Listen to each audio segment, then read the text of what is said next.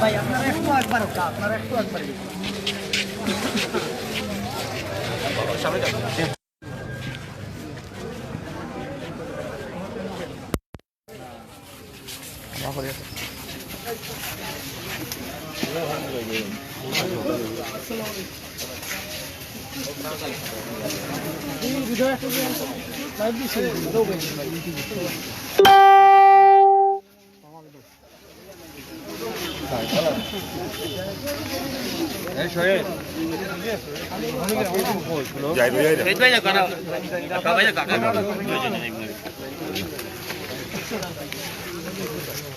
ও সাইডে যাও কাকি ও সাইডে ও সাইডে ও যাও ও যাও কাকি দিকে সব কমাই দাও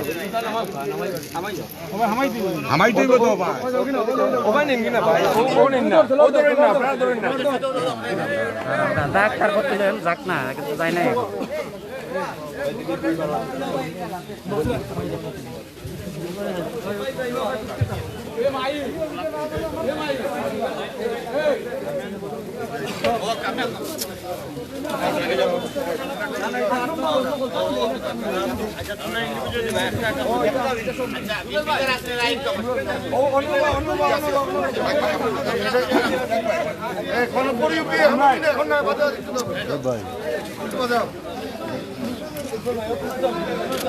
দেন আরে ভাই দেন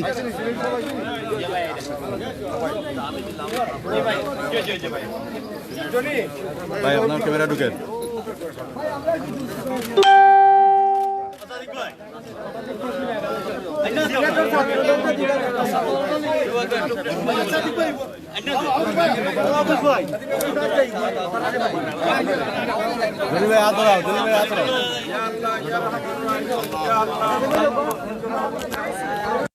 নিচে নামাও দেখা যান না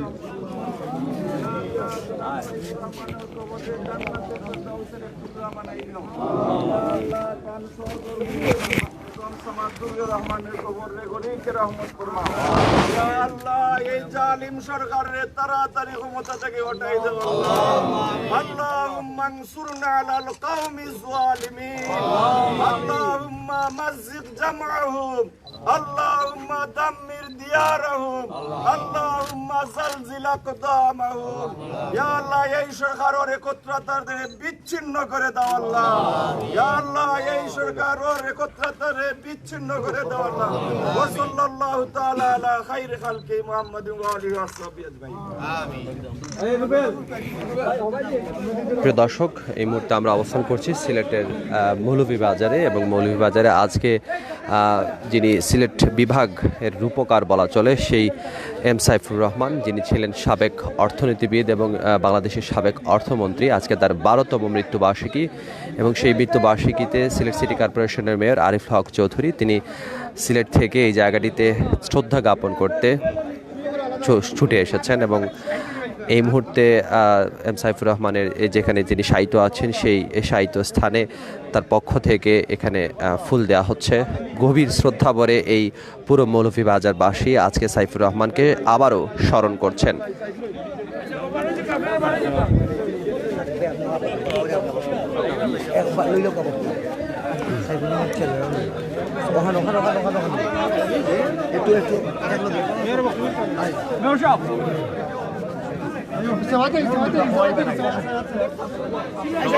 সিলেট বিভাগের প্রকৃত কৃতি সন্তান এবং উন্নয়নের রূপকার বাংলাদেশের সবচেয়ে সফল অর্থ পরিকল্পনা মন্ত্রী ছিলেন সাইফুর রহমান। রেকর্ড সংখ্যকবার তিনি জাতীয় সংসদে বাজেট পেশ করেছেন এবং সিলেটের উন্নয়নের ক্ষেত্রে যিনি ছিলেন আপোষহীন সেই সাইফুর রহমান তিনি মৌলভীবাজারের বাসিন্দা। আজকে এই মৌলভীবাজারে তার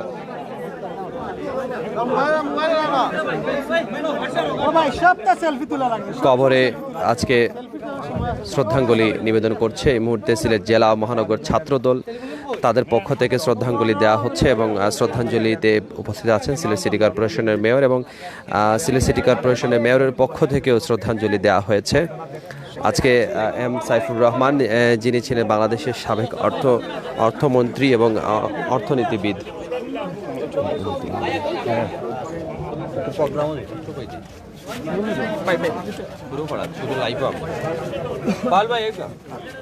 আজকে সিলেট থেকে আপনি এত দূর ছুটে এসেছেন, বাংলাদেশের সাবেক অর্থমন্ত্রী এবং সফল যিনি সিলেটের উন্নয়নের ক্ষেত্রে আপনি তার সাথে সবচেয়ে ক্লোজ ছিলেন, একটু যদি আমাদের সাথে দেখেন আজকে শহীদ আমাদের আজকে মরহুম এম সাইফুর রহমান সাহেবের 12তম মৃত্যুবার্ষিকী। আমরা এখানে আসছি তার কবর জিয়ারত করতে এবং আজকে এই 12 বছর পরেও আবার আমরা পিছনের দিকে তাকিয়ে দেখি যে সাইফুর রহমানের উন্নয়নের এখনও সিকিভাগ কেউ পূরণ করতে পারে নাই এবং বাংলাদেশের অর্থনৈতিক বুনিয়াদ রচনা করে গেছিলেন দেশনেত্রী বেগম খালেদা জিয়ার সরকার, শহীদ প্রেসিডেন্ট জিয়াউর রহমান সরকারের আমলে তার অন্যতম সহচর মরহুম এম সাইফুর রহমান বাংলাদেশের অর্থনীতির বুনিয়াদ রচনা করেছিলেন। আজকে যারা এদেশকে মধ্য আয়ের দেশ বলছেন তারাও একদিন ব্যাট মন্ত্রী বলে আখ্যায়িত করেছিলেন, বহু সমালোচনা করেছিলেন। আজকে কিন্তু এই ব্যাটের কারণেই দেশ এই পর্যন্ত এগিয়ে যাচ্ছে। তো মরহুম এম সাইফুর রহমানের অবদানের কথা বলতে গেলে অনেক সময় আমরা আজকে গর্বিত। সেই নেতার হাত ধরে দীর্ঘদিন আমি রাজনীতিতে উন্নয়নের রাজনীতি এবং তিনি উৎপাদনের রাজনীতি এতে আমাদেরকে যেভাবে দীক্ষা দিয়েছিলেন আমরা সেটুকু এখানে কাজ করে যাচ্ছি। আমরা সকলের কাছে দোয়া চাই, দেশবাসীর কাছে দোয়া চাই, আল্লাহ তাআলা তাকে যেন জান্নাতবাসী করেন। আর আমাদের যারা আমাদেরকে রেখে গেছেন আমরা যেন তার সেই রেখে যাওয়া কর্মসূচিকে যেন বাস্তবায়ন করি। আমরা দেশনেত্রী বেগম খালেদা জিয়ার আশু রোগ মুক্তি এবং তাকে নিঃশর্তে মুক্তির দাবি করি। একই সঙ্গে আমাদের বিএনপির অ্যাক্টিং চেয়ারপারসন জনাব তারেক রহমানকে যেন মুক্ত বেশে আমরা দেশে ফিরিয়ে আনতে পারি, এই হোক আজকের দিনে।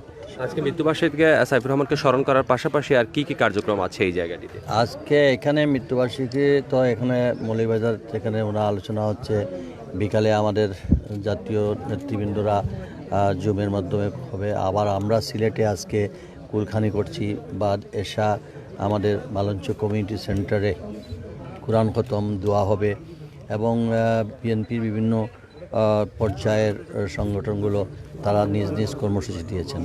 সমস্ত দিনব্যাপী এই কর্মসূচি চলছে। ধন্যবাদ আপনাকে। দর্শক যেমনটা শুনছিলেন যে এম সাইফুর রহমান সম্পর্কে বলছিলেন আজকে তার 12তম মৃত্যুবার্ষিকী। 12 বছর আগে এমন দিনে সড়ক দুর্ঘটনায় আমরা হারিয়েছিলাম বাংলাদেশের সাবেক সফল অর্থনীতিবিদ এবং প্রাজ্ঞ একজন রাজনীতিবিদ ছিলেন এবং সিলেটের ক্ষেত্রে যে মানুষটি যার অবদান আসলে একদমই অনস্বীকার্য।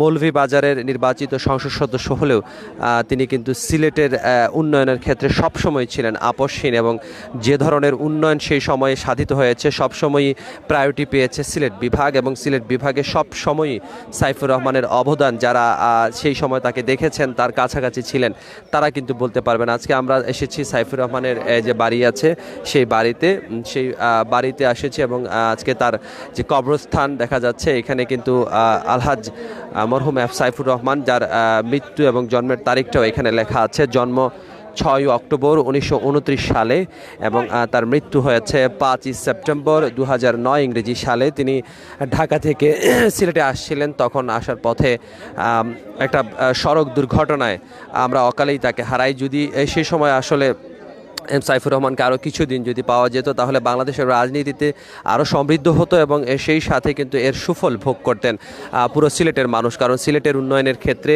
সাইফুর রহমানে সবসময় ছিলেন আপসহীন। এবং এই যে জায়গাটিতে আমরা এখন অবস্থান করছি এটি সাইফুর রহমান সাহেবের এম সাইফুর রহমানের বাড়ি এবং এখানেই তাকে সমাধিস্থ করা হয়েছে।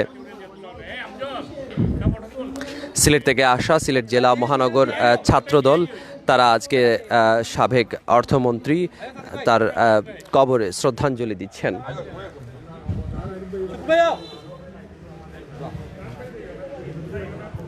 দর্শক আপনারা সংযুক্ত আছেন বাংলা ভিউ লাইভে। আমরা আপনাদেরকে আজকে এম সাইফুর রহমান, যিনি বাংলাদেশের অর্থমন্ত্রী ছিলেন, এই অর্থমন্ত্রীর মৃত্যুবার্ষিকী আজকে 12 বছর আগে এমন দিনে তিনি সড়ক দুর্ঘটনায় অকালে প্রাণ হারান এবং সিলেট অনেক বড় একটা ক্ষতির সম্মুখীন হয়। এত বড় একজন রাজনীতিবিদ, দলমত নির্বিশেষে, যার কাছে সিলেটের উন্নয়নটাই ছিল সবচেয়ে গুরুত্বপূর্ণ।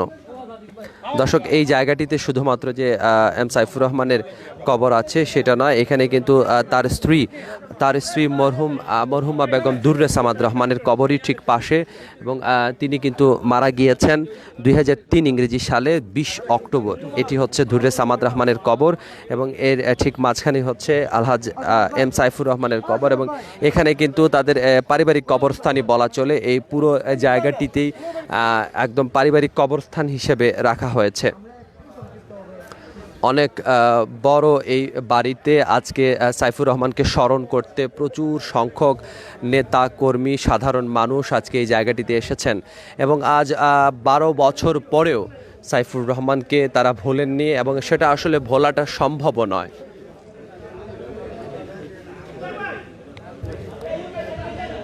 রেকর্ড সংখ্যক বার তিনি জাতীয় সংসদে বাজেট পেশ করেছেন এবং তারই হাত ধরে সিলেট বিভাগ, যেটি বিভাগ আন্দোলন দীর্ঘদিন ধরে চলছিল এবং তিনিও চেয়েছিলেন যে সিলেট যেন বিভাগ হিসেবে ঘোষণা করা হয় এবং সেই ঘোষণা কিন্তু সিলেট আলিয়া মাদ্রাসা ময়দানে সেই সাইফুর রহমানের উপস্থিতিকালীন সময়েই কিন্তু সিলেট বিভাগ হয়েছে এবং সিলেট বিভাগ আন্দোলনের রূপকার তাকে বলা চলে, সিলেটের বদলে দেওয়ার প্রতিকৃত বলা চলে সেই এম সাইফুর রহমানকে। এবং এখনকার প্রজন্ম সাইফুর রহমানকে হয়তো খুব একটা ভালোভাবে জানেন না, কিন্তু যারা তখন ছিলেন বা পুরনো দিনের যারা মানুষ আছেন 10-15 বছর আগে, তারা কিন্তু বলতে পারবেন তিনি কিভাবে নিঃস্বার্থভাবে অক্লান্তভাবে কাজ করে গেছেন এবং আজকে তাকে শ্রদ্ধাঞ্জলি দিতে দলের অঙ্গ সংগঠনের সব ধরনের নেতাকর্মীরা আজকে এই মৌলভীবাজারে এসে ভিড় করেছেন।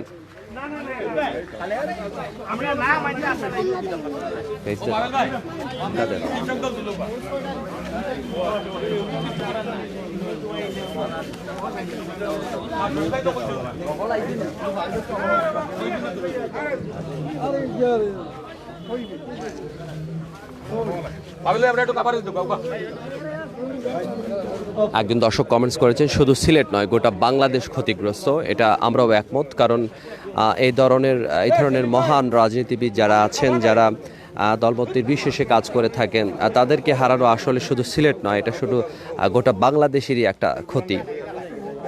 এই মুহূর্তে সিলেট জেলা মহানগরের কৃষক দল তারা আজকে এই সাইফুর রহমানের সমাধিস্থলে পুষ্পস্তবক অর্পণ করছেন।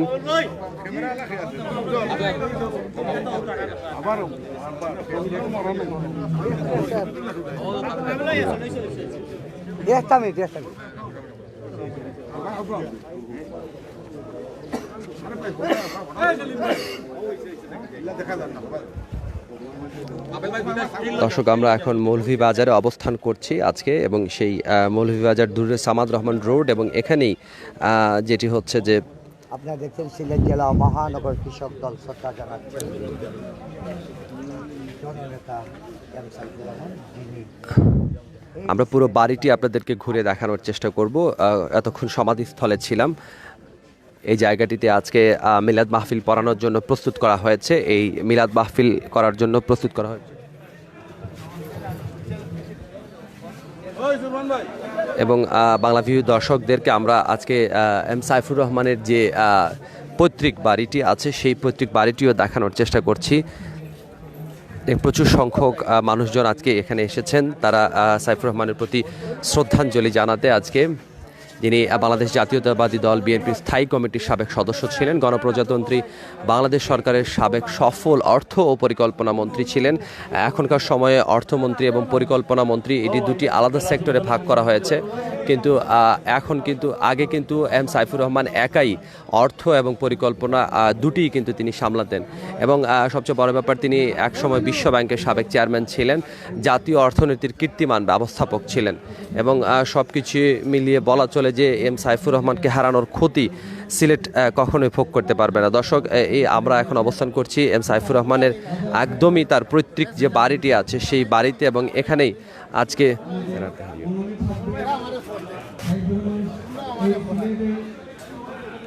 পৈতৃক বাড়িতে আমরা অবস্থান করছি এবং এই পৈতৃক বাড়িতেই আজকে তার 12তম মৃত্যুবার্ষিকীর আলোচনা সভা ও দোয়া মাহফিল অনুষ্ঠিত হচ্ছে এবং প্রচুর সংখ্যক মানুষজন এখানে এসেছেন।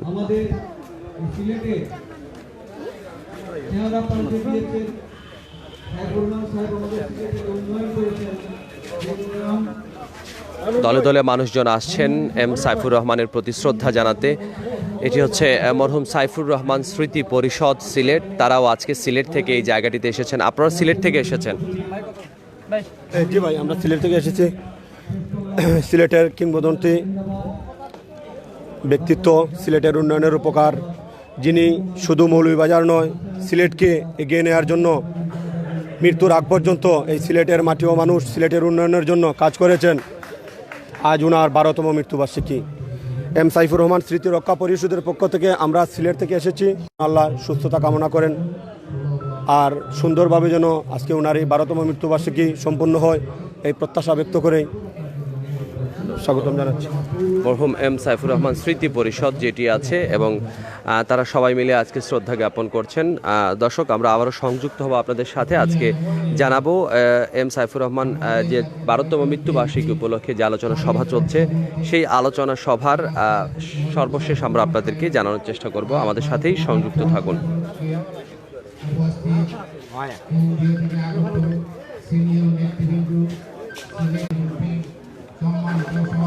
আমরা একটু কথা বলবো স্থানীয়ভাবে, তারা খুব গভীরভাবে আপনারা এম সাইফুর রহমানের সাথে মিশেছেন, দেখেছেন তার অ্যাক্টিভিটিস। এখনকার তরুণ প্রজন্ম একদমই যারা নতুন, এরা হয়তো খুব একটা সাইফুর রহমানকে জানেন না, একটু আমাদেরকে বলুন।